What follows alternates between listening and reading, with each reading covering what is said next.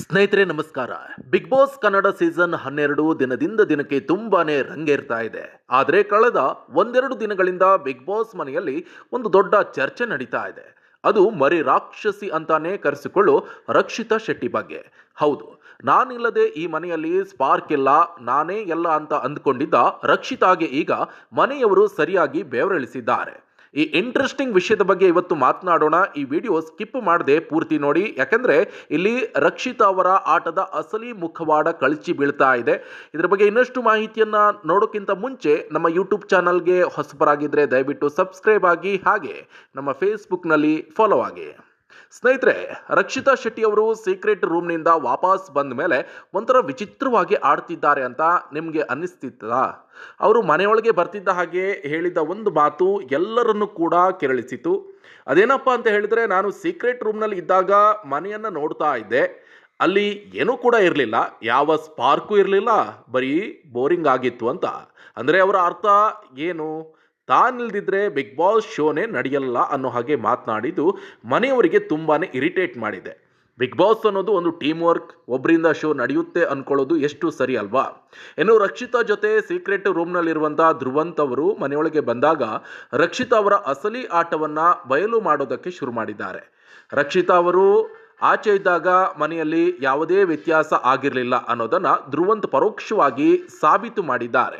ಇನ್ನು ಕಾವ್ಯ ಶೈವ ಅವರಂತೂ ಮುಖಕ್ಕೆ ಹೊಡೆದ ಹಾಗೆ ಹೇಳಿದ್ದಾರೆ, ನೀವು ಇಲ್ದಿದ್ರೂ ನಾವು ಚೆನ್ನಾಗಿಯೇ ಇದ್ವಿ, ನಮಗಂತೂ ಯಾವುದೇ ಮಿಸ್ಸಿಂಗ್ ಫೀಲ್ ಇರಲಿಲ್ಲ ಅಂತ. ಇದರಿಂದ ರಕ್ಷಿತಾ ಅವರ ಈಗೋಗೆ ಅಕ್ಷರಶಃ ಪೆಟ್ಟು ಬಿದ್ದಿದೆ. ತನ್ನಿಂದಲೇ ಎಲ್ಲ ಅನ್ಕೊಂಡಿರುವಂಥ ರಕ್ಷಿತಾಗೆ ಇದು ಮೊದಲ ಟಕ್ಕರ್ ಅಂತಾನೆ ಹೇಳ್ಬೋದು. ಇನ್ನು ವಾರಾಂತ್ಯದ ಪಂಚಾಯಿತಿಯಲ್ಲಿ ಕಿಚ್ಚ ಸುದೀಪ್ ಅವರು ಕೂಡ ರಕ್ಷಿತಾ ಅವರ ಈ ವರ್ತನೆಯನ್ನ ಸುಮ್ಮನೆ ಬಿಡಲಿಲ್ಲ. ರಕ್ಷಿತಾ ಅವರು ಕಾವ್ಯ ಅವರ ಮೇಕಪ್ ಕಿಟ್ ವಿಷಯದಲ್ಲಿ ಆಡಿರುವಂಥ ರೀತಿ ನಿಜಕ್ಕೂ ಕೂಡ ಸರಿ ಇರಲಿಲ್ಲ. ಒಬ್ಬರ ವಸ್ತುಗಳನ್ನು ಆ ರೀತಿ ಮಾಡೋದು ಅಥವಾ ಅತಿಯಾದ ಆತ್ಮವಿಶ್ವಾಸದಲ್ಲಿ ಬೇರೆಯವರನ್ನ ತುಳಿಯೋದು ಎಷ್ಟರ ಮಟ್ಟಿಗೆ ಸರಿ? ನಾನು ಮಾತ್ರ ಪ್ರಬಲ ಅನ್ನೋ ರಕ್ಷಿತಾ ಅವರ ಈ ಹಠಮಾರಿತನಕ್ಕೆ ಕಿಚ್ಚ ಸುದೀಪ್ ಕೂಡ ಸರಿಯಾಗಿ ಕ್ಲಾಸ್ ಅನ್ನು ತೆಗೆದುಕೊಂಡಿದ್ದಾರೆ. ಇದನ್ನು ನೋಡಿದ ಜನರಿಗೂ ಕೂಡ ಅನಿಸಿದ್ದು ಒಂದೇ, ರಕ್ಷಿತಾ ಅವರು ಮೊದಲು ಮುಗ್ಧೆ ಅನಿಸಿದ್ರು ಕೂಡ ಈಗೀಗ ಅವರ ಆಟ ತುಂಬಾನೇ ಹರ್ಟಿಂಗ್ ಆಗಿ ಕಾಣ್ತಾ ಇದೆ ಅಂತ. ಈಗ ಮನೆಯಲ್ಲಿ ಏನಾಗಿದೆ ಅಂತ ಹೇಳಿದ್ರೆ, ಎಲ್ಲರೂ ಕೂಡ ಒಂದು ಕಡೆ ಆದರೆ ರಕ್ಷಿತಾ ಒಬ್ಬರೇ ಒಂದು ಕಡೆ ಅನ್ನೋ ಹಾಗೆ ಆಗಿದೆ. ಆದರೆ ರಕ್ಷಿತಾ ಅದನ್ನು ನಾನು ಒಂಟಿ ಹೋರಾಟಗಾರ್ತಿ ಅಂತ ಬಿಂಬಿಸಿಕೊಳ್ಳೋಕೆ ಪ್ರಯತ್ನ ಮಾಡ್ತಿದ್ದಾರೆ.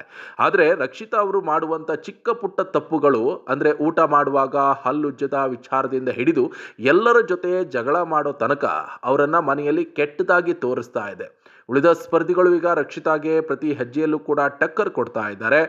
ಅವರ ಈಗೋ ಈ ಸ್ಯಾಟಿಸ್ಫೈ ಮಾಡೋಕ್ಕೆ ಈಗ ಯಾರೂ ಕೂಡ ರೆಡಿ ಇಲ್ಲ. ಹಾಗೆ ಪ್ರಿಯ ವೀಕ್ಷಕರೇ, ರಕ್ಷಿತಾ ಅವರ ಈ ಆಟದ ಬಗ್ಗೆ ನಿಮಗೆ ಏನು ಅನಿಸುತ್ತೆ? ಅವರು ನಿಜವಾಗಿಯೂ ಕೂಡ ಮನೆಯಲ್ಲಿ ಇರಬೇಕಾದಂಥ ಸ್ಪಾರ್ಕ್ ಕೊಡ್ತಿದ್ದಾರಾ, ಅಥವಾ ಮನೆಯವರು ಕೊಡ್ತಿರುವಂಥ ಟಕ್ಕರ್ ಸರಿ ಇದೆಯಾ? ನಿಮ್ಮ ಅನಿಸಿಕೆಯನ್ನು ದಯವಿಟ್ಟು ಕಮೆಂಟ್ ಮಾಡಿ. ನಿಮಗೆ ಈ ವಿಡಿಯೋ ಇಷ್ಟವಾದರೆ ದಯಮಾಡಿ ಲೈಕ್ ಮಾಡಿ, ಮತ್ತು ಬಿಗ್ ಬಾಸ್ನ ಇಂಥದ್ದೇ ಬಿಸಿ ಬಿಸಿ ಅಪ್ಡೇಟ್ಸ್ಗಳಿಗಾಗಿ ನಮ್ಮ ಚಾನಲ್ಗೆ ತಪ್ಪದೆ ಸಬ್ಸ್ಕ್ರೈಬ್ ಆಗಿ. ಧನ್ಯವಾದಗಳು.